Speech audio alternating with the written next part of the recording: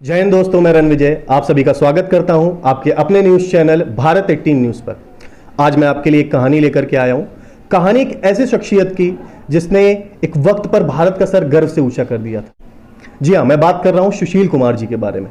वो सुशील कुमार जिन्होंने 56 वर्षों के बाद रेसलिंग की दुनिया में, रेसलिंग के इतिहास में भारत का नाम फिर से वहां पर पहुंचाया था, फिर से अंकित किया था। उन्होंने भारत का सर गर्व से ऊंचा किया था।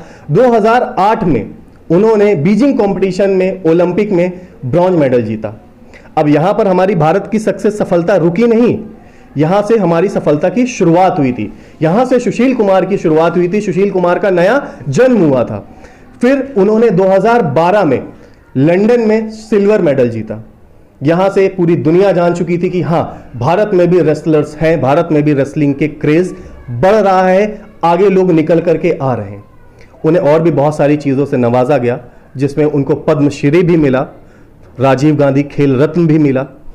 अब इतने सारे सम्मान के मिलने के बाद भी ऐसा क्या हो गया कि आज उन्हें दर दर भटकना पड़ रहा है, अपने आप को छुपाना पड़ रहा है, अपने मुंह को, जो वो कभी एक अपने सिर को तान करके चलते थे। जब भी वो किसी के सामने से निकलते थे, लोग उनकी सराहना करते थे कि वो देखो सुशील कुमार जा रहा है। आज ऐसा क्या हुआ कि वो लोगों से भी छुप रहा है, वो हमसे छुप रहा है, वो आपसे छुप रहा है। ऐसा क्या हुआ, क्या घटना हुई, चलिए हम उसके बारे में बात करते हैं। बात है ये 4 मई की उस काली रात की, जिस दिन सुशील कुमार ने अपने मित्रों के साथ मिलकर उसके ही एक छात्र को, हम बोल सकते हैं उसके ही एक शिष्य को, उसने बुरी तरीके से पीटा। उसके साथ उसके 2 मित्रों को और पीटा, और उन्होंने उसको क्यों मारा इसका कुछ कारण स्पष्ट नहीं हो पाया था तब तक, जब तक वो पकड़े नहीं गए थे।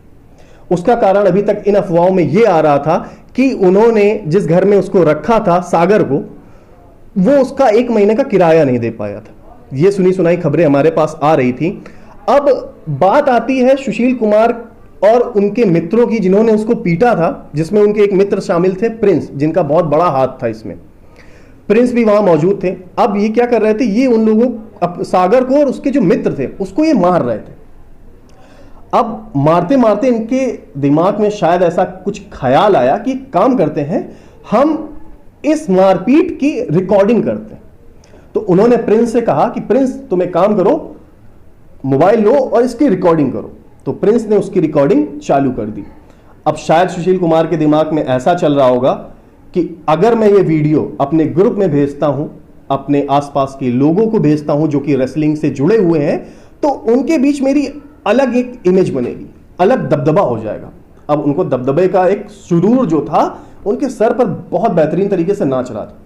अब उन्हें लगा कि अब तो लोग मुझसे डरेंगे, मुझसे और ज्यादा खौफ खाएंगे, और मेरी बोलबाला होगा, मेरी जो शब्द है उसकी प्रायोरिटी एक ऊंचे लेवल तक बढ़ जाएगी। अब ये उनकी सोच उनको यहां तक ले आई थी। उन्होंने उसको बुरी तरीके से मारा। खैर, मारने के बाद कुछ ऐसा एहसास हुआ कि शायद वहां से उनको उस समय निकल जाना चाहिए, क्योंकि काफी मारपीट हो गई थी। हॉकी स्टिक, डंडे, जो भी वहां पर उनको मिला, उन्होंने उससे उनको, पूरे टीम ने उनको पीटा। अब सुशील कुमार वहां से जाते हैं, 1:30-2 बजे का समय होगा, वो अपने घर को वापस निकल जाते हैं। अब सुशील कुमार अपने घर जाते हैं और बिल्कुल आराम से, चैन के साथ वो बैठ जाते हैं, क्योंकि उनके दिमाग में एक खुशी थी।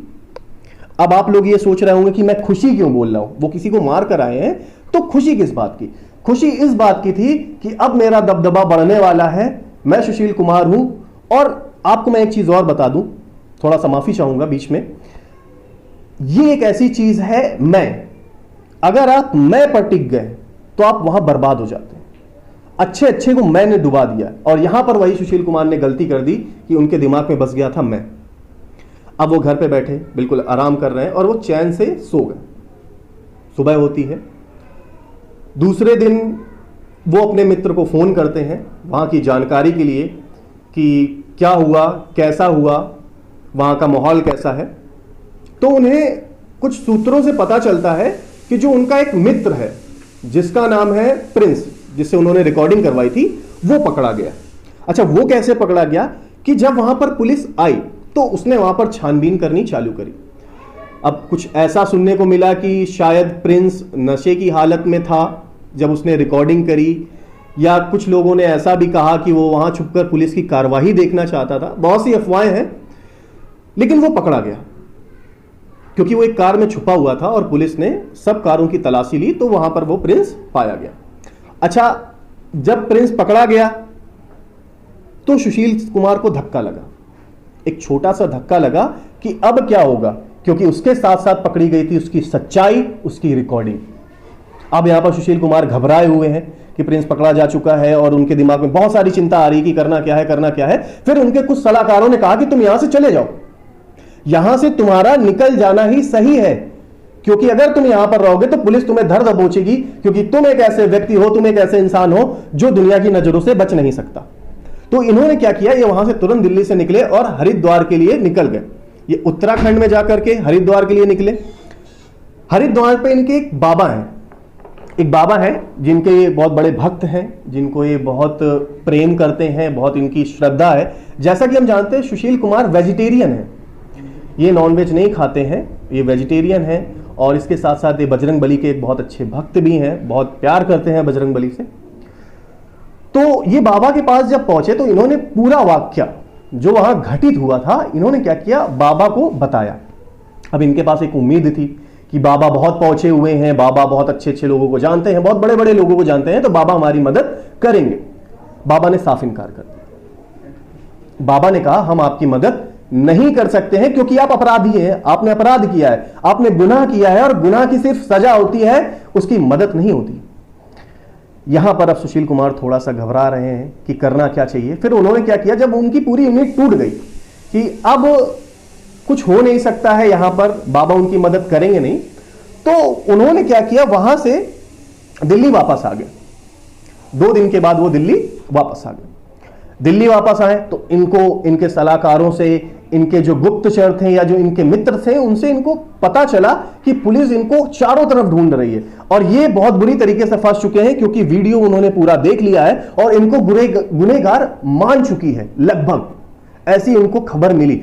ये वहां से फिर से फरार होते हैं और ये 6 मई को जब ये उत्तराखंड पहुंचे थे, इन्होंने सारी चीजें सोची कि ऐसा किया जाएगा, वैसा किया जाएगा, और उनको 6 मई तक उम्मीद थी कि अब ये तो कोई दिक्कत नहीं है, मैं सुशील कुमार हूं, मैं बच जाऊंगा क्योंकि मेरे पास कॉन्टैक्ट्स हैं। लेकिन कॉन्टैक्ट्स अब काम नहीं आ रहे थे, क्योंकि पुलिस की नजरों पे वो चढ़ चुके थे। अच्छा, अब ये दिल्ली से हरियाणा गए, हरियाणा से ये पंजाब गए, ये यहां वहां भटकते रहे, इनको समझ में नहीं आ रहा था कि ये क्या करें। अब इस बीच ये अपने फोन का भी इस्तेमाल कर रहे थे, परमानेंट फोन का इस्तेमाल करते आ रहे थे। और जब ये हरिद्वार गए थे बाबा के पास, तो उसकी इंफॉर्मेशन पुलिस तक पहुंच गई थी, क्योंकि अपना मोबाइल का यूज कर रहे थे। ये मोबाइल में न्यूज चैनल्स भी देख रहे थे और लगातार लोगों से संपर्क भी बनाए रखे थे कि कहीं कुछ ऐसा तो नहीं हो रहा है जिससे मेरे खिलाफ कोई चीज ऐसी आ जाए जो मुझे ना पता और मैं बाद में फंस जाऊं। तो पूरी तरीके से अपने आप को बचाने की कोशिश में लगे हुए थे। अच्छा, 2 दिन बाद जब इनको पता चला न्यूज के थ्रू कि इनकी लोकेशंस को पकड़ी जा रही है, पकड़ में आ रही है, तो इन्होंने अपने मोबाइल को तोड़ करके और फेंक दिया। अब इन्होंने मोबाइल फेंक दिया, उसके बाद इन्होंने अपने सलाहकारों से, अपने मित्रों से संपर्क करने के लिए डोंगल का यूज किया। अब जब ये डोंगल का यूज कर रहे थे, इन्होंने अपने मित्रों से भी बात करी कि मुझे क्या करना चाहिए, क्या मैं दोबारा वापस आ जाऊं, ऐसा कुछ सुनने को मिला। तो उस बीच जो इनके वकील थे, वकील ने इनसे कहा कि आप एक काम करो, आप बाहर ही रहो, हम अग्रिम याचिका दाखिल करेंगे और आपको छुड़वा लेंगे, ये मेरा दावा है। ये उन्होंने सुशील कुमार से ऐसा कुछ कहा। अब सुशील कुमार फिर से थोड़ा सा चैन की सांस लेते हैं कि नहीं, मेरा वकील मेरे साथ में है, वो मुझे बचा लेगा, वो मुझे छुड़वा लेगा। लेकिन कोर्ट याचिका खारिज कर देती है, वो मना कर देती है। अब सुशील कुमार की चिंता लगातार बढ़ती जा रही है। उन्होंने गड्ढा खोदा, उन्हें खुद नहीं पता कि ये गड्ढा दूसरे का नहीं था, ये गड्ढा हमारा था। अब उनकी जो सांसें हैं वो उखड़ने सी लग रही हैं, वो पूरी तरह से टूट चुके हैं, हताश हो चुके हैं और लगातार अपने सलाहकारों से सलाह ले रहे हैं, घबराए हुए हैं। ये पूछ रहे हैं मुझे क्या करना चाहिए। जैसा कि हर व्यक्ति जब घबराता है, हर व्यक्ति वो अपने सलाहकारों से या अपने मित्रों से जरूर संपर्क करता है या बात करता है कि भाई मुझे क्या करना चाहिए, दोस्त मुझे क्या करना चाहिए। अब सुशील कुमार के जो वकील हैं वो उनको बताते हैं कि जो याचिका है वो खारिज कर दी गई है। सुशील कुमार ज़्यादा घबराए। उसके बाद एक और सलाह उनके पास आती है। वो सलाह ये थी कि आप एक काम करो, आप बाहर रहो, आप आना नहीं, हम डायरेक्ट सरेंडर करेंगे, लेकिन पुलिस को नहीं करेंगे, हम सरेंडर करेंगे कोर्ट में। कोर्ट में चलेंगे, सरेंडर करेंगे और चुपके से जो सारा काम है वो निपटा लिया जाएगा। ये ऐसी उनकी बीच में आपस में बातें चल रही थी। उन्होंने कहा ठीक है, ऐसा ही करते हैं। अब इनकी पूरी प्लानिंग चालू हो गई कि हम ऐसा करेंगे कि कोर्ट पे जाएंगे, जो भी उनके जान पहचान में या जो भी उनसे हो सकता है वो पूरी कोशिश करेंगे। ये बातें यहां तक चल रही थी। फिर जो इनकी प्लानिंग चल रही थी, किसी कारणवश एक जो वकील था उसके मुंह से निकल गई या एक मुखबरी हो गई, जिस मुखबरी के कारण जो हमारी पुलिस है, दिल्ली पुलिस, उसको यह पता चल गया था कि सुशील कुमार सरेंडर करने वाले हैं और ये डायरेक्ट कोर्ट में जाने वाले हैं। ऐसी बातें उनको उनके कान तक पहुंची। अब काफी वक्त बीत चुका था, सुशील कुमार को बाहर गए हुए। सुशील कुमार के पास पैसे खत्म हो गए थे। अब पैसे खत्म हो गए थे तो इस वजह से इनको दोबारा दिल्ली वापस आना पड़ा। ये दिल्ली आते हैं। दिल्ली आने के बाद अपने एक मित्र से ये संपर्क करते हैं, संपर्क करके उससे कुछ पैसे लेते हैं। पैसे लेने के बाद ये अपनी एक महिला मित्र से संपर्क करते हैं और उसकी स्कूटी लेते हैं। महिला मित्र की स्कूटी लेकर के ये दिल्ली से फिर से बाहर जाने के लिए रवाना होते हैं। कुछ दूर जाकर ये स्कूटी को वहीं छोड़ देते हैं और ये फिर से इनोवा में बैठ जाते हैं। एक इनोवा कार थी जिसमें ये बैठते हैं, सवार होते हैं और वहां से निकलने की पूरी कोशिश में थे। अभी तक इनकी प्लानिंग चल रही थी इनकी वकील से मिलकर के कि हाँ ये सरेंडर करने वाले हैं और पूरी तरह से वो सरेंडर करने वाले थे। लेकिन उसी बीच हमारी जो दिल्ली पुलिस थी उन्होंने उसे धर दबोचा। अब जब पुलिस ने उसे दबोच लिया तो वहां पर सुशील कुमार खत्म हो चुके थे पूरी तरीके से, क्योंकि अब उन्हें समझ में नहीं आ रहा था क्या किया जाए और हड़बड़ा करके वो सारी चीजें इधर उधर की बताने लगे कि ऐसा नहीं है, वैसा नहीं है। अब जब उनको 6 दिन की रिमांड में लिया गया और पहली बार जब उनसे पुलिस वार्तालाप कर रही थी, उनसे सवाल जवाब कर रही थी, तब पुलिस ने पूछा कि आपने उन्हें क्यों मारा, उनकी हत्या क्यों करी। तब सुशील कुमार ने कहा कि मैंने हत्या नहीं करी, मैं हत्या नहीं करने गया था, मैं उनके बीच बचाव करने गया था क्योंकि उनकी आपस में लड़ाई चल रही थी। ऐसी कुछ बातें उन्होंने पुलिस से बोली। लेकिन जब उनको पता चला कि नहीं ऐसा कुछ नहीं है, उनके पास हमारा पूरा सबूत है, उनको मिल चुका है, जो रिकॉर्डिंग उन्होंने बनवाई थी, जो उन्होंने अपने रुतबे को बढ़ाने के लिए रिकॉर्डिंग बनवाई थी, आज वो उनकी फांसी का फंदे की वजह बन गया। आज वो उनकी फांसी की फंदे का वजह पूरी तरीके से बन चुका है। रुतबा कहीं नहीं बढ़ा, जितना उनका रुतबा था कहीं ना कहीं पूरी तरह से मिट्टी में मिल चुका है, बर्बाद हो चुका है। अब सुशील कुमार घबराए और उन्होंने हर एक बात मानी, स्वीकार करी और उन्होंने यह बताया कि मैं उसे मारने के इरादे से नहीं आया था, मैं उसे मारना नहीं चाहता था, वो मेरा ही शागिर्द था, वो मेरा ही शिष्य था, मैं उसे मारना नहीं चाहता था, मैं सिर्फ उसे डराना चाहता था, धमकाना चाहता था और चाहता था कि वो मेरी बात सुने, जो मेरा पैसा है या जो भी चीजें उनके बीच में विवाद है उस विवाद को निपटा ले। और सिर्फ धमकी की वजह से, डर की वजह से उन्होंने मारा और एकाध जो मार थी, एकाध जो डंडा था वो सागर के सर पे बहुत जोर से लग गया, जिसकी वजह से दूसरे दिन उसकी मृत्यु हो गई। ये उनकी उम्मीद नहीं थी कि वो मर जाएगा। ऐसी बातें उन्होंने सुशील कुमार जी ने, जो पुलिस वाले थे, उनको बताई। अब सुशील कुमार पूरी तरीके से ये बोल सकते हैं कि अपनी जो गलती थी उसको स्वीकार कर चुके थे। वो बहुत ज्यादा ग्लानि फील कर रहे थे, बहुत ज्यादा शर्मिंदगी महसूस कर रहे थे, क्योंकि उस रात, जिस रात वो कस्टडी में थे, वो बहुत रोए। वो आधे घंटे लगातार रोते रहे हैं। उन्होंने खाना नहीं खाया।